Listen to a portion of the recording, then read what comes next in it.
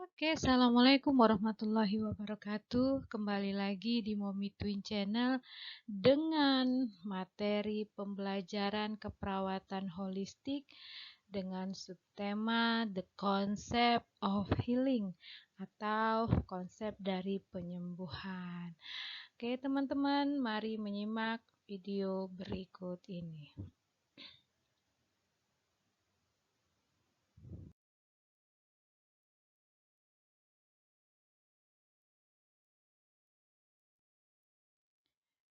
The Concept of Healing oleh saya sendiri, Dwi Yunita Rahmadani. Kita akan masuk dulu mengenai konsep holistic care, di mana holistic care ini adalah sebagai pondasi dari konsep penyembuhan individu, di mana holistic care ini sendiri adalah pelayanan kesehatan yang memperhatikan keutuhan aspek kehidupan sebagai manusia yang meliputi kehidupan jasmani, mental, sosial, spiritual yang saling mempengaruhi.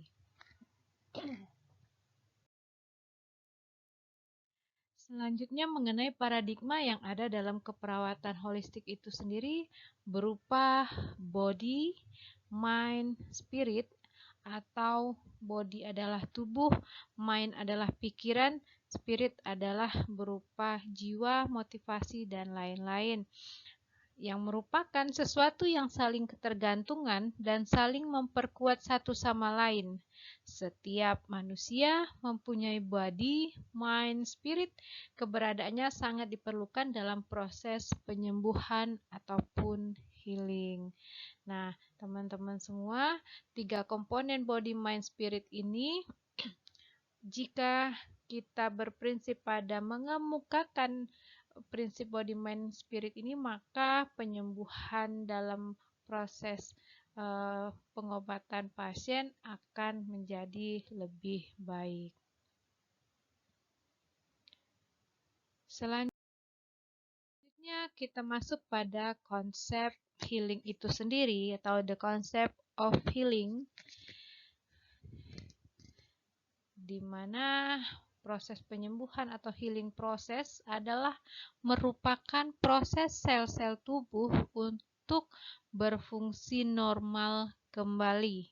Setelah sel-sel tubuh mendapatkan nutrisi yang lengkap dari Liqua Health maupun Liqua Spirulina, maka sel-sel tubuh memiliki kekuatan untuk mengeluarkan zat-zat beracun ataupun toksik dari dalam tubuh secara alamiah.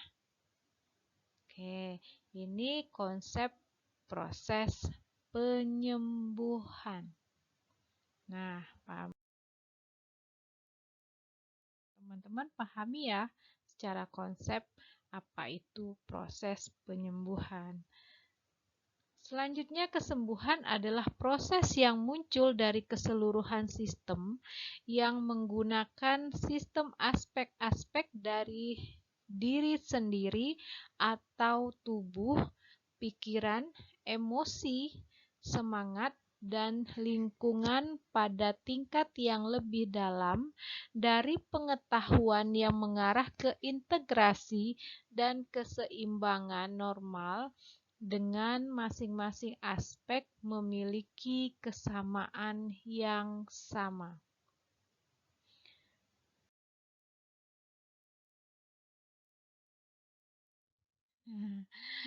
Seperti terbangnya burung, maka konsep healing juga akan berproses menjadi lebih baik.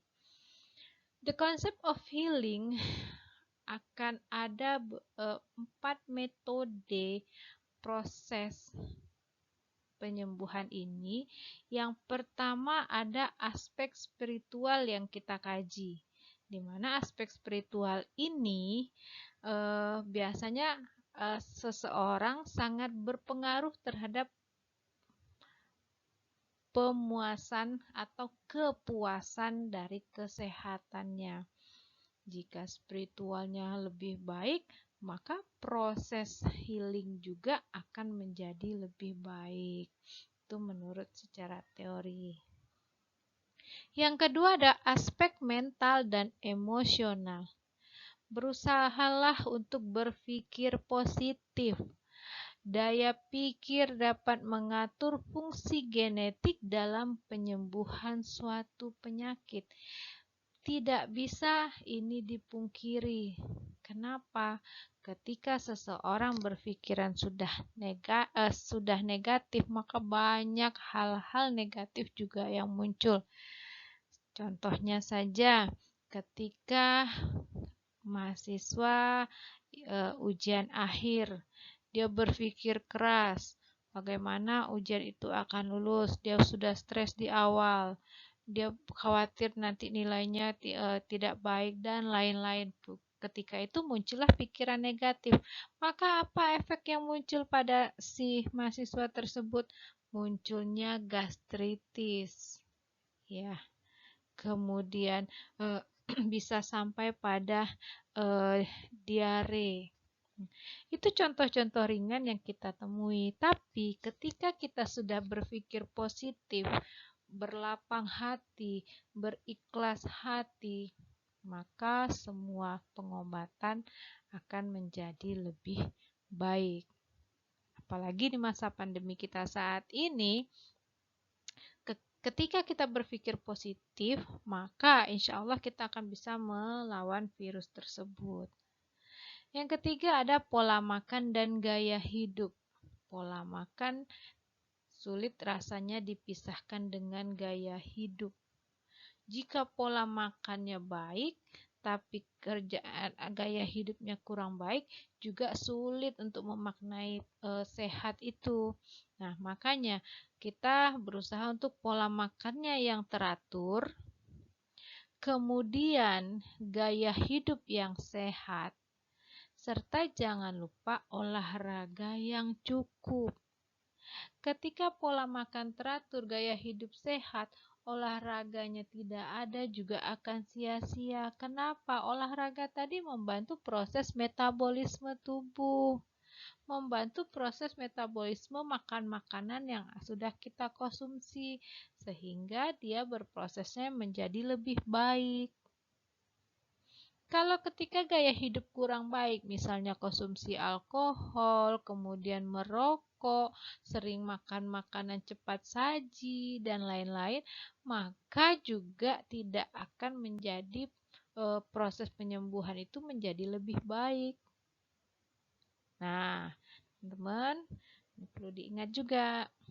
Selanjutnya ada obat. Obat adalah suatu bahan atau paduan bahan-bahan yang dimasukkan untuk digunakan dalam menetapkan dosis. Ini jika ada penyakit penyerta. Misalnya minum obat yang teratur, dengan dosis yang teratur, waktu yang teratur. Kita gunakanlah 6 benar, 5 benar, 6 benar itu ya, sehingga dalam proses penyembuhan juga akan menjadi tentunya lebih baik. Oke, kita lanjut ya teman-teman pada macam-macam cabang penyembuhan holistik. Nah, ada yang disebut dengan holistik tradisional, di mana yang memanfaatkan alam dengan prinsip holisme. Dalam video sebelumnya kita sudah membahas tentang konsep holistic care tadi, ada holisme, holism, ya. Yang terdiri dari akupuntur, akupressure, herbal, ayurveda, autopati, dan lain-lain. Masih banyak lagi holistik tradisional tersebut. Nah, kalau kita lihat ada yang disebut dengan holistik modern, di mana holistik modern ini berupa hal yang menghubungkan penyembuhan tradisional kuno dengan teknologi yang menjadi lebih baik. Selanjutnya ada holistik modern antopati. Ini adalah gabungan teknik pengobatan alternatif tradisional yang kuno dengan teknologi dan sainsnya lebih modern. Di mana hal ini juga yang mana tujuannya untuk penyembuhan bukan sekedar merawat saja. Nah, inilah yang disebut dengan holistic modern antropati. Nah, paham ya teman-teman untuk holistik tradisional, holistik modern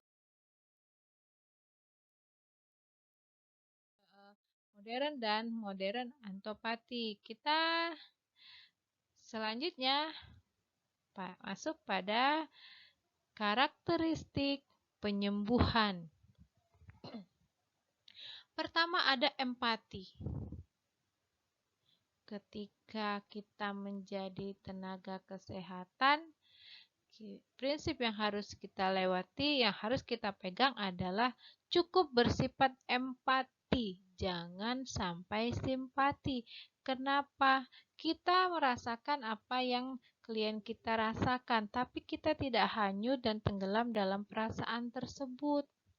Contoh, misalnya keluarga pasien ada yang meninggal, atau pasiennya meninggal, keluarganya berduka. Nah, kita cukup memberikan seperti motivasi, kemudian memberikan gambaran kehidupan, tapi kita tidak hanyut dalam tangisan-tangisan keluarga yang masih ada atau keluarga yang ditinggal. Nah, itulah yang disebut dengan empati. Selanjutnya kepedulian. Dan selanjutnya yang ketiga ada kompetensi. Ketika kompetensinya sudah menjadi lebih baik, maka penyembuhan juga akan lebih baik. Ada respect terhadap si pasien, ada cinta yang diberikan ke pasien kita, ada kehangatan, kejujuran, ada juga hal untuk berbagi, mempunyai kepercayaan terhadap terapi atau pengobatan atau penyembuhan yang dilakukan, mempunyai kredibilitas yang luar biasa, penghargaan yang juga akan memotivasi pasien, serta harapan dan komunikasi yang baik. Karakteristik penyembuhan inilah yang akan berproses dalam penyembuhan pasien. Ketika pasien benar-benar dihargai, maka juga dia akan, oh ternyata saya masih berguna buat orang lain. Maka itu salah satu motivasi buat dia. Nah,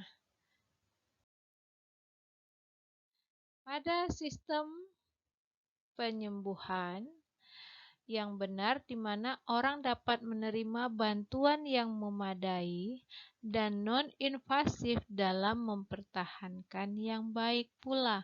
Itu adalah sistem penyembuhan.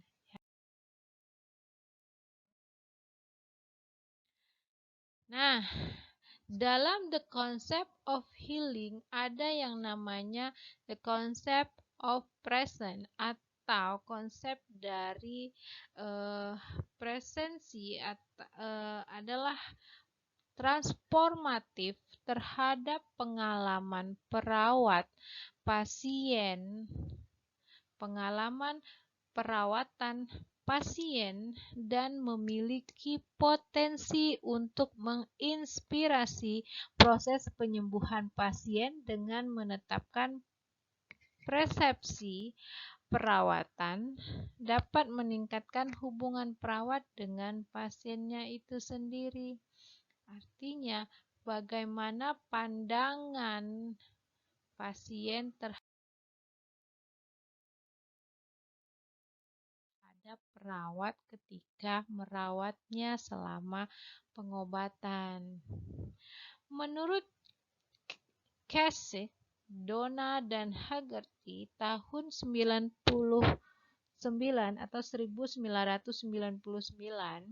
ada peningkatan tingkat kepercayaan dan keamanan yang ada dalam relasi perawat pasien ketika perawat sepenuhnya hadir dengan pasien.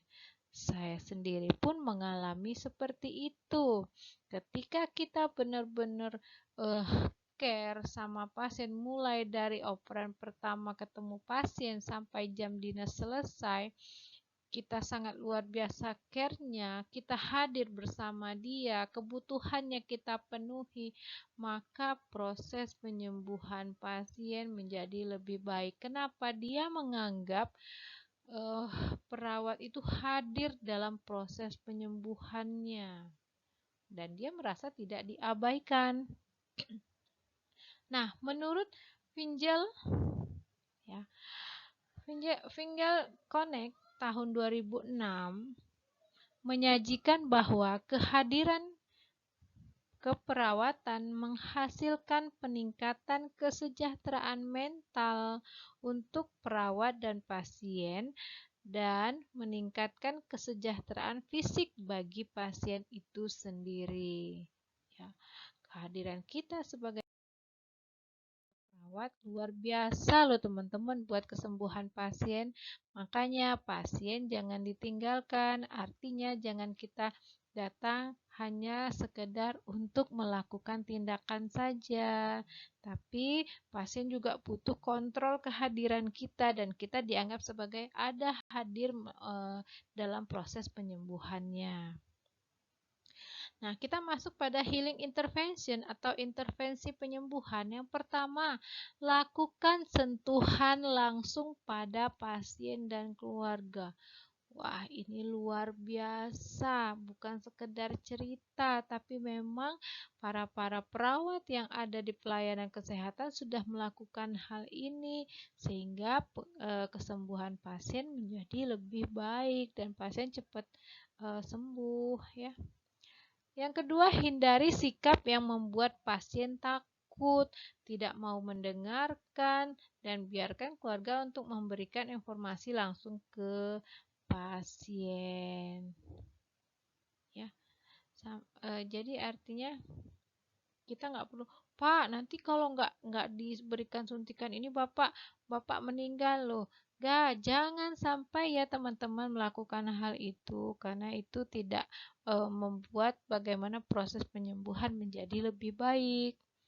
Nah, selanjutnya yang ketiga, biarkan pasien mengetahui berbagai situasi yang terjadi di luar rumah sakit seperti tentang keluarga, binatang kesayangannya, dan lain-lain. Nah, tentunya hal ini kita akan melibatkan keluarga pasien. Jadi, mana tahu dengan adanya binatang kesayangan menjadi motivasinya untuk sembuh lebih cepat. Kenapa? Inginnya dia bebas merawat binatang kesayangannya. Ya. Nah, selanjutnya yang keempat, identifikasi anggota keluarga yang bertanggung jawab dalam menerima dan memberi informasi. Artinya keterkaitan keluarga juga sangat penting untuk informasi yang kita berikan sehingga ketika dia sudah sembuh dan ketika masuk masa pemulihan, peran keluarga lah yang sangat bermakna. Yang kelima, pertimbangkan orang tepat yang harus menunggu pasien jika diperlukan sewaktu-waktu. Dan yakinkan bahwa support pelayanan tersedia jika pasien ataupun keluarga memerlukan, misalnya ke Vaskes 1 ataupun langsung ke Vaskes 2. Seperti itu ya, teman-teman. Nah, apa peran perawat healing ini? Samalah, semua perawat punya perannya. Nah, kita akan bahas ya teman-teman satu demi satu. Yang pertama, peran perawat sebagai pemberi asuhan atau caregiver, di mana sebagai pelaku atau pemberi asuhan keperawatan, perawat menggunakan proses keperawatan sebagai metodologi dalam pemecahan masalah-masalah klien, baik dari pengkajian, diagnosis, keperawatan, perencanaan, pelaksanaan atau implementasi sampai bahkan ke evaluasi. Yang kedua, ada sebagai advokat atau klien advokat. Apa perannya? Sebagai penghubung antara klien dengan tim kesehatan lain. Pembela kepentingan klien dalam membantu klien. Oh, seperti ini. Oh, Bapak, Ibu, enggak tepat nih pengobatan si A dengan ini, dia harusnya si B. Nah, itu contohnya. Kemudian yang ketiga, melindungi hak-hak klien dalam mendapatkan pengobatan. Yang ketiga adalah konselor, peran perawat sebagai konselor. Konsultasi, ya.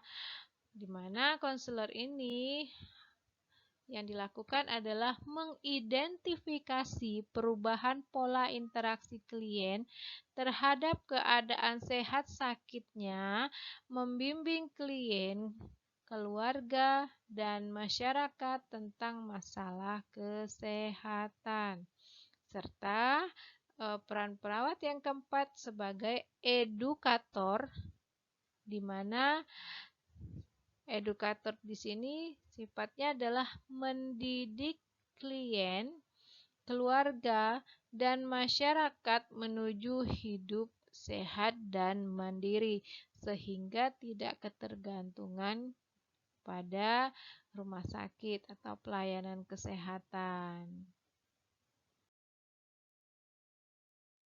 Yang kelima adalah kolaborator, di mana sebagai perawat kolaborator ini bekerja sama dengan tim kesehatan lain dan keluarga dalam menentukan pelaksanaan asuhan guna memenuhi kebutuhan klien. Kemudian yang keenam ada peran perawat sebagai koordinator. Koordinator seperti apa? Seperti memanfaatkan semua sumber-sumber dan potensi yang ada untuk mengkoordinasi seluruh layanan keperawatan, kemudian mengatur tenaga keperawatan yang akan bertugas, serta mengembangkan sistem pelayanan keperawatan.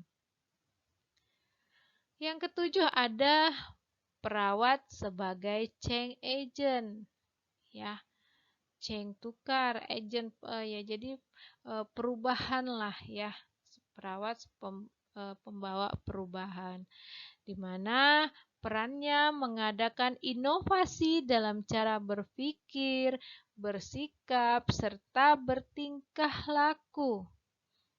Yang selanjutnya, meningkatkan keterampilan klien dan keluarga agar menjadi lebih sehat tentunya. Nah, teman-teman, peran perawat healing yang terakhir yaitu sebagai konsultan, yaitu menjadi sumber informasi yang berkaitan dengan kondisi klien. Bukan artinya konsultasi segala hal, tapi berkaitan dengan kondisi yang lagi dialami kliennya. Oke, teman-teman semua, perawat holistik